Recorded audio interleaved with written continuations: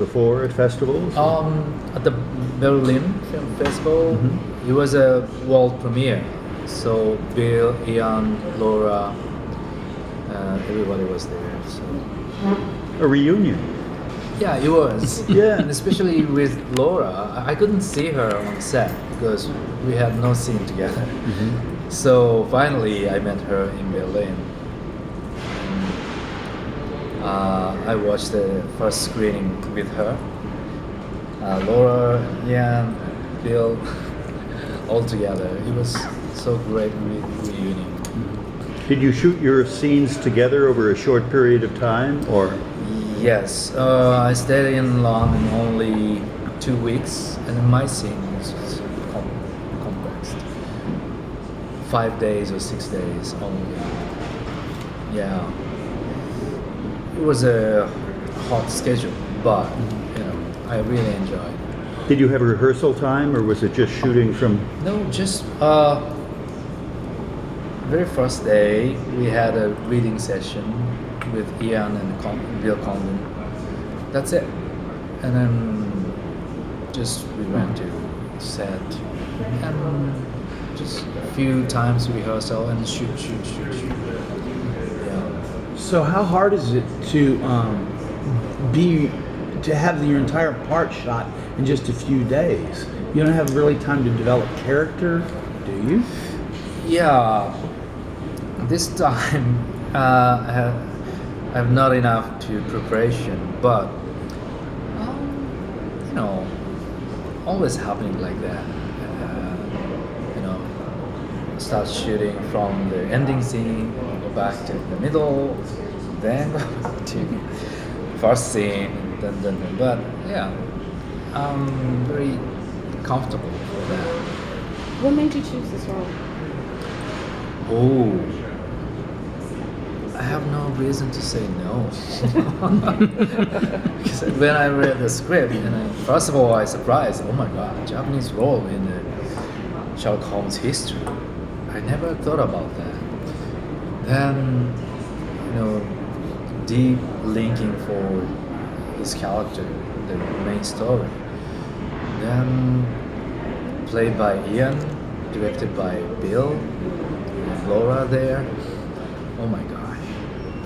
There was a point in the script, you guys were having, you and Ian, the character, were having that soup or whatever that was, a tea, and you were telling him about how you knew of him, how he, when he discovered that you really didn't have the book. What were the emotions that Mr. Umezaki was experiencing? I really couldn't tell what he was going through internally. Could you tell me what he was feeling at that moment? Yeah, Umezaki lost his father a long time ago, so he has a kind of father complex. And then also, he read all the entire series of Sherlock Holmes. So he's a kind of hero for him, and also overlapping his father. But he has a trick, right? He invited him to the prickly ash, but he had a own different aim to ask him about my father. This is a little cheating. So he had to make poker face at the beginning, but little by little, reveal what his aim from him, and then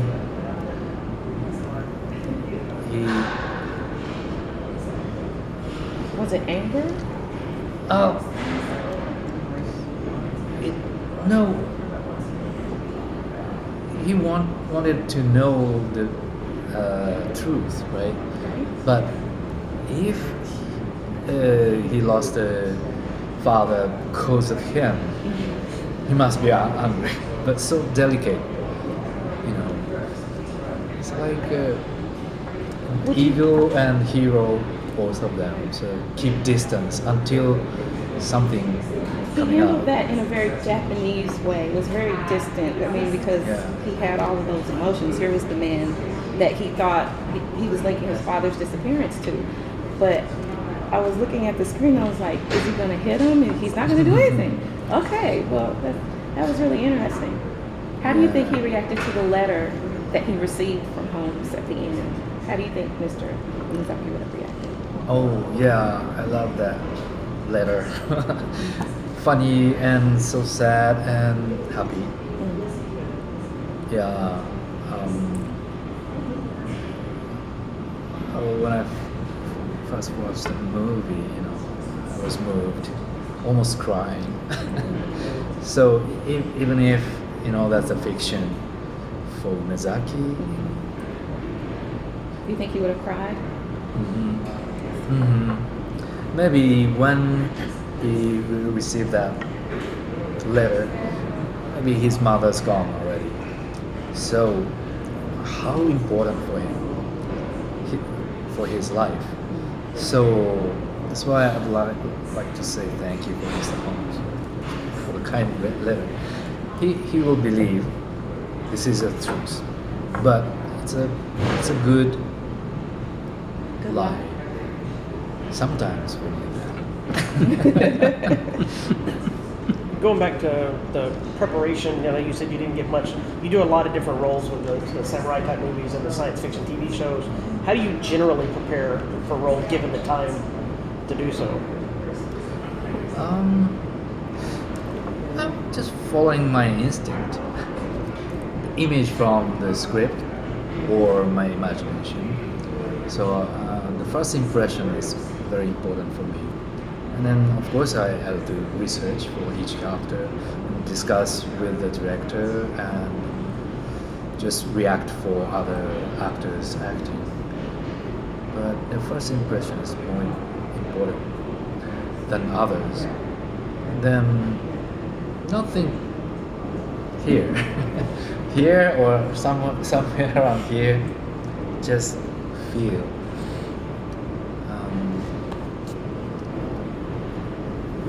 Yeah, especially for this movie, I have no time because I received the offer during the shooting for the TV show Extant.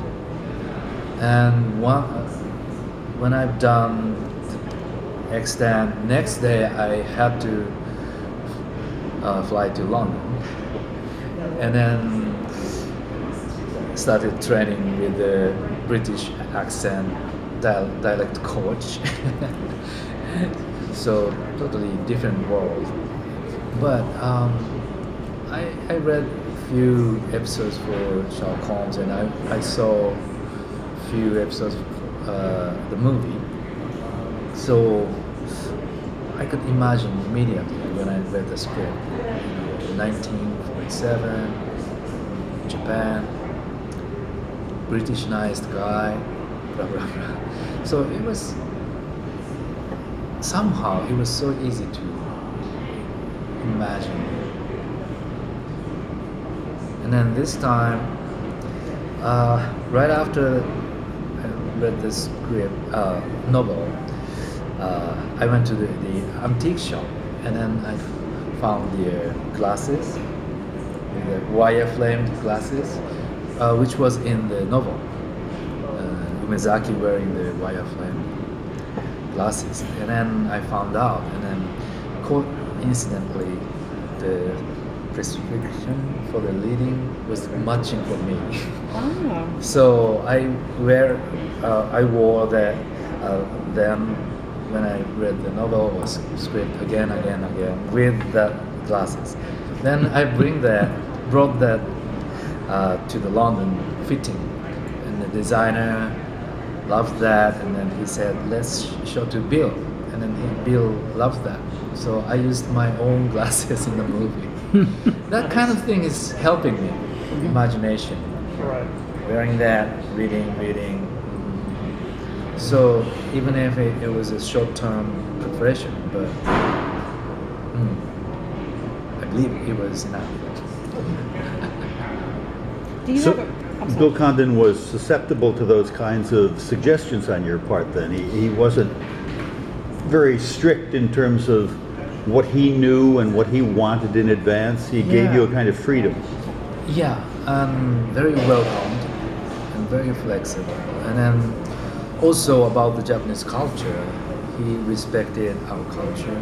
When I called him before I said yes to the offer, I checked about the Japanese culture because Hiroshima or something is very delicate for us. And then how to describe that scene or something. And then he respected our culture and my suggestion. So I could believe him. And then especially the name of my father, it was Matsuda Umezaki in the novel. So it's okay for the novel, nobody knows. But for us, Matsuda is one of the most famous last name, surname.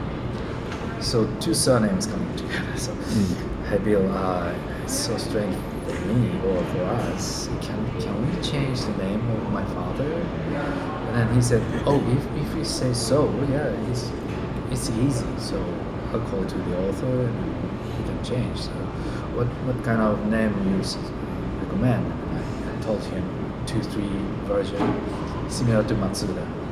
And then he picked up one of them, Masuo Umezaki. So I could say that name in the movie. So it's different from novel and movie. It's okay. But that kind of things happening on set a lot. For example, a lot of Japanese extras there, but some guy or woman is Chinese or something.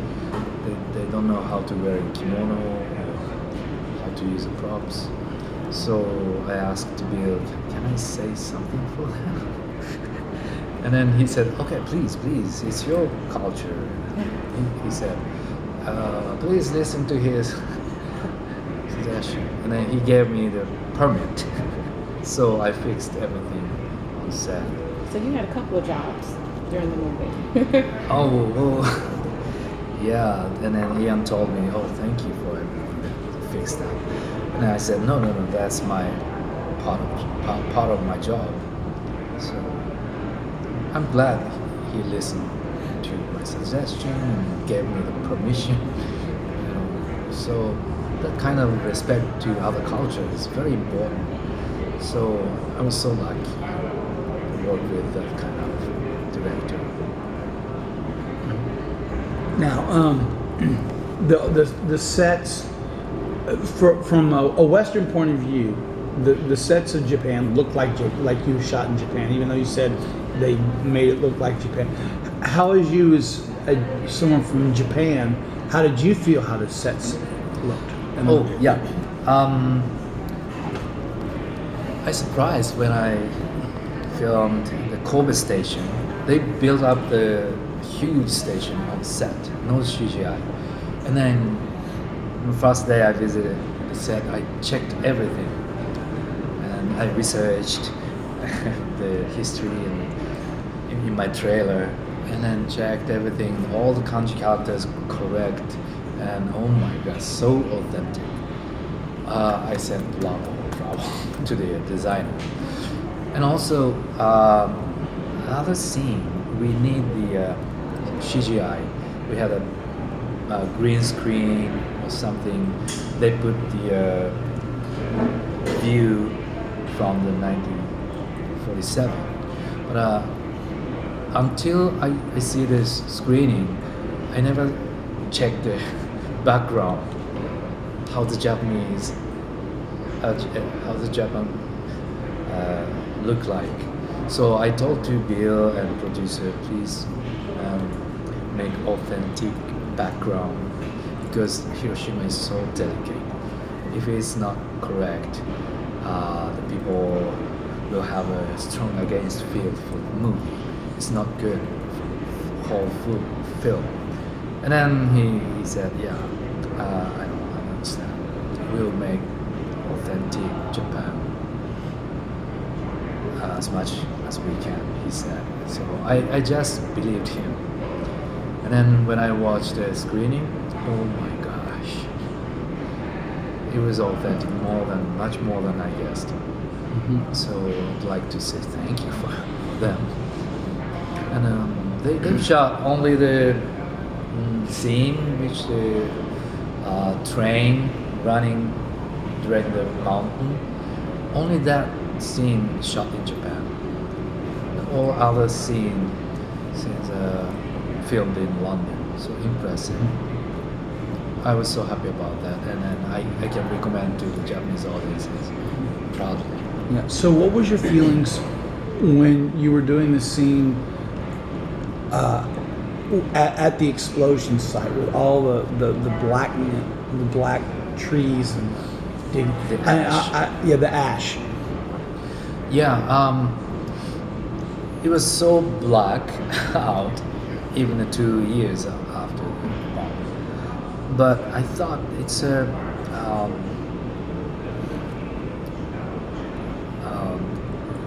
image from the old homes. So it's kind of not only the real scene. It's a important scene because it must be blackout ash. Then even from them, new green is grown up. That's the theme for this movie, and that's the impression for old retired Sherlock Holmes, I think. That's why I thought that's why they made all black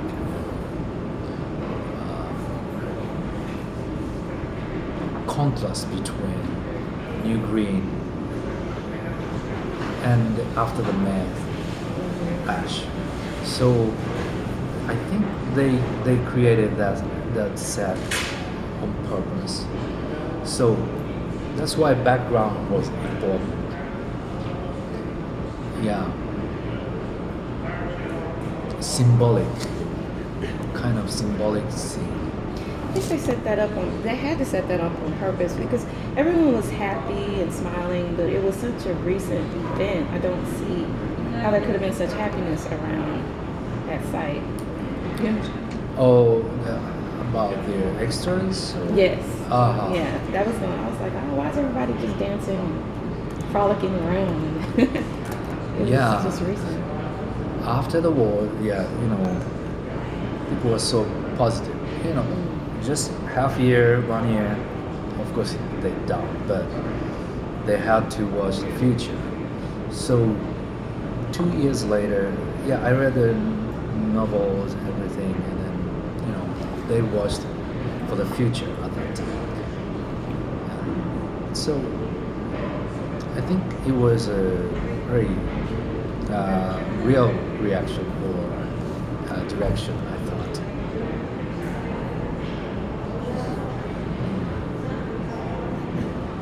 I guess if you don't mind, I want to kind of step away from Mr. Holmes for 1 second because I write for a martial arts site as well. Oh. And they would never forgive me if I didn't ask at least one question. And since I heard you kind of mention it last night, can you tell me any kind of like martial arts background or what kind of training you do for some of your other films in that nature?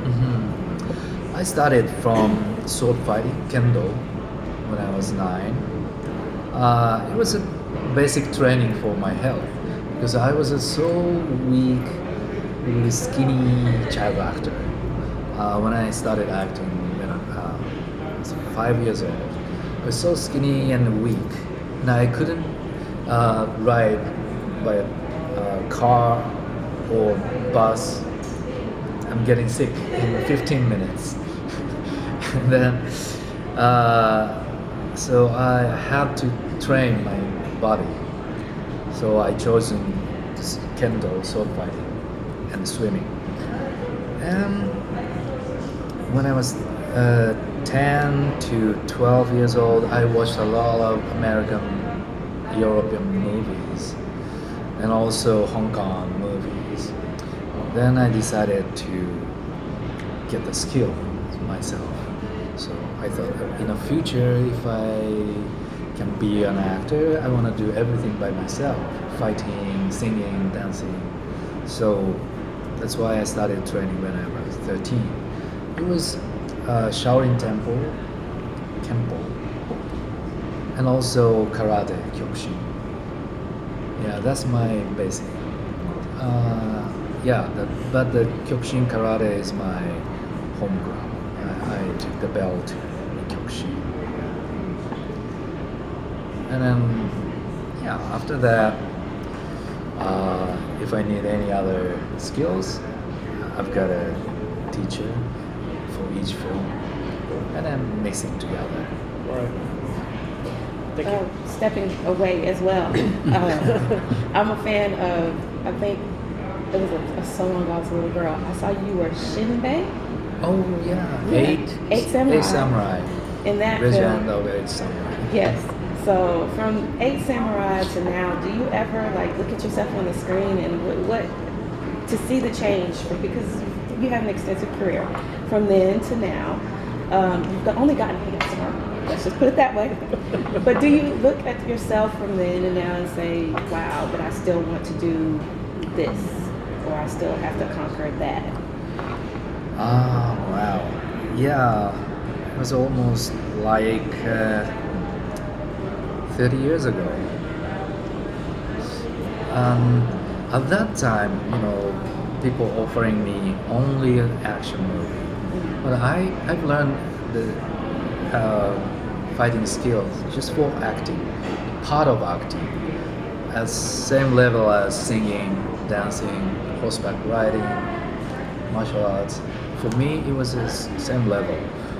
But in that period, people called me an action star, blah, blah, blah. But I just wanted to be an actor. So I saved some action movie after that movie. So I chosen drama, comedy, love story without the action. Then after I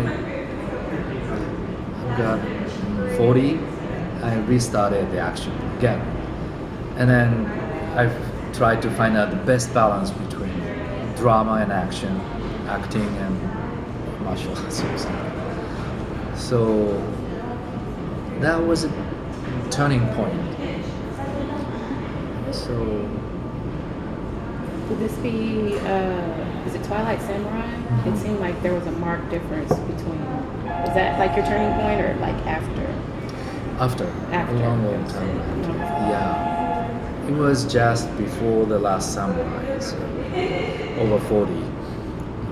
So at that time, with a good drama and a little action, I think that's the best balance.